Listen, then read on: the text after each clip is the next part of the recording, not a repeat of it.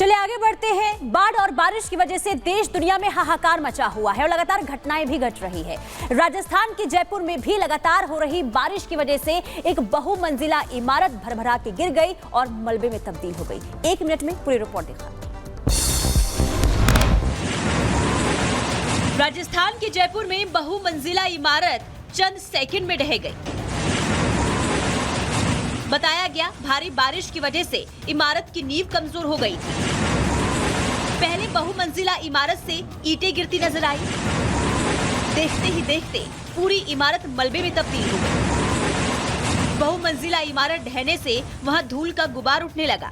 जिस वक्त इमारत ढही वहां कोई मौजूद नहीं था, वरना बड़ा हादसा हो सकता था। नींव कमजोर होने की वजह से इमारत को पहले ही खाली करा लिया गया था। राजस्थान में मूसलाधार बारिश ने कहर बरपा रखा है। सड़क हो या कॉलोनियां, हर जगह पानी ने कब्जा जमा लिया है, जिसकी वजह से लोगों की मुश्किलें बढ़ गई हैं।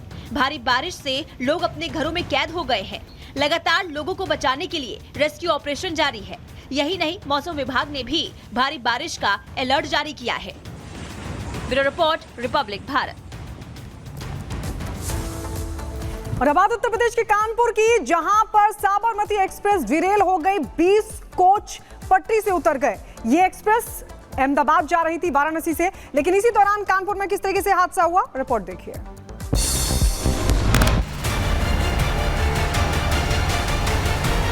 ट्रेनों के डिरेल होने के मामले कम नहीं हो रहे हैं।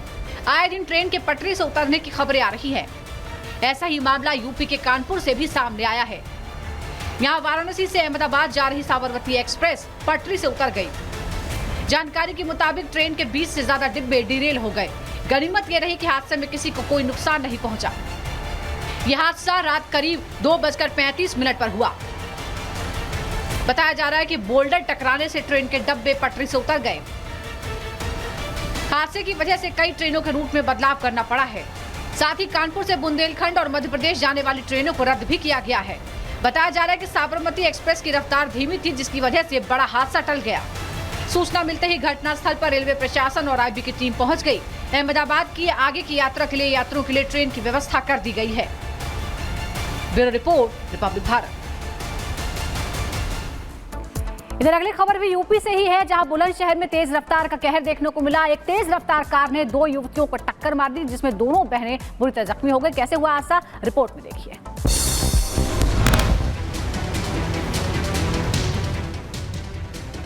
यूपी के बुलंदशहर में हिट एंड रन का मामला सामने आया। यहां तेज रफ्तार एक कार 2 बहनों को रौंदती हुई चली गई। ये घटना उस वक्त हुई जब दोनों लड़कियां सड़क से गुजर रही थी। तभी पीछे से आ रही तेज रफ्तार कार ने उन दोनों को टक्कर मार दी। टक्कर इतनी जोरदार थी कि दोनों उछलकर काफी दूर जाकर गिरी। इस घटना में दोनों बहनें बुरी तरह जख्मी हो गई, जिन्हें इलाज के लिए अस्पताल में भर्ती कराया गया। मैं तारीख लगा के आ रही, मेरे जेठ ने धमकी दी करके ना, तू बाहर निकल, तेरा एक्सीडेंट करूंगा।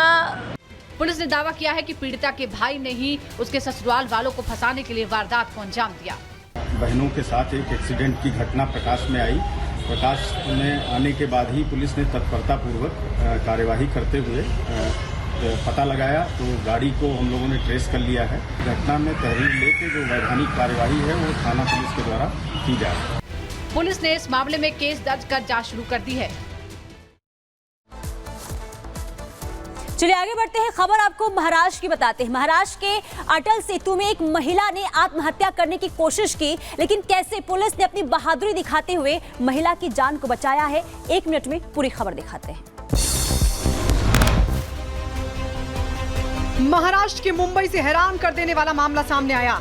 वहां अटल सेतु पर एक महिला ने आत्महत्या की कोशिश की। इस घटना का सीसीटीवी वीडियो भी सामने आया, जिसमें अटल सेतु के किनारे बैठी महिला को कैब ड्राइवर समझाता नजर आया। देखते ही देखते उसने समंदर में छलांग लगा दी, लेकिन कैब ड्राइवर ने सतर्कता और बहादुरी दिखाते हुए महिला का हाथ पकड़ लिया,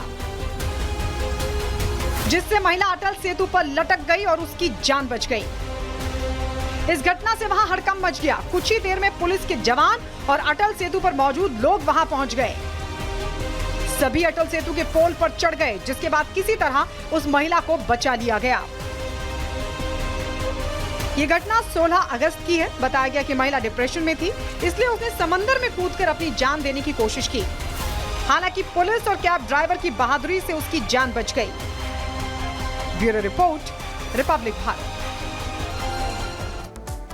और अब बात तुर्की की करेंगे। तुर्की की संसद में हैरान कर देने वाली तस्वीर सामने आई, जहां पर जमकर लात घूंसे चले, सांसदों के बीच जमकर मारपीट हुई। असल में किसी मुद्दे को लेकर सांसदों के बीच बहस हो रही थी और यह बहस देखते ही देखते मारपीट में तब्दील हो गई। इस रिपोर्ट के जरिए आप देखिए तुर्की की संसद कैसे जंग का मैदान बन गई। ये तुर्की की संसद है, मार पिटाई, जमकर चल रहे लात घूंसे। ये लोग कोई और नहीं बल्कि वहां की जनता द्वारा चुने गए सांसद हैं, जो आपस में ही लड़ रहे हैं। सांसदों के बीच घूंसेबाजी की तस्वीरें सब कुछ बयां कर रही हैं। हुआ यूं कि सरकार विरोधी प्रदर्शन के लिए जेल की सजा पाए नेता अहमद सिक अब विपक्षी दल से चुनाव जीतकर सांसद बन गए हैं।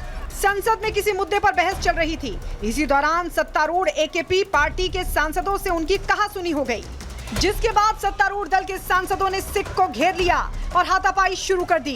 फिर क्या था, सत्तारूढ़ और विपक्षी दल दोनों एक दूसरे पर लात घूंसे बरसाते नजर आए। यहां तक कि महिला सांसद को भी नहीं बख्शा। हर किसी सांसद ने अपना बचाव करते हुए सांसदों पर वार किए। इस मार पिटाई में संसद की सीढ़ियों पर खून के छींटे भी दिखाई दिए। हालांकि संसद सत्र 3 घंटे बाद दोबारा शुरू हुआ और सांसदों को स्पीकर ने फटकार भी लगाई। Bureau report, Republic Bharat.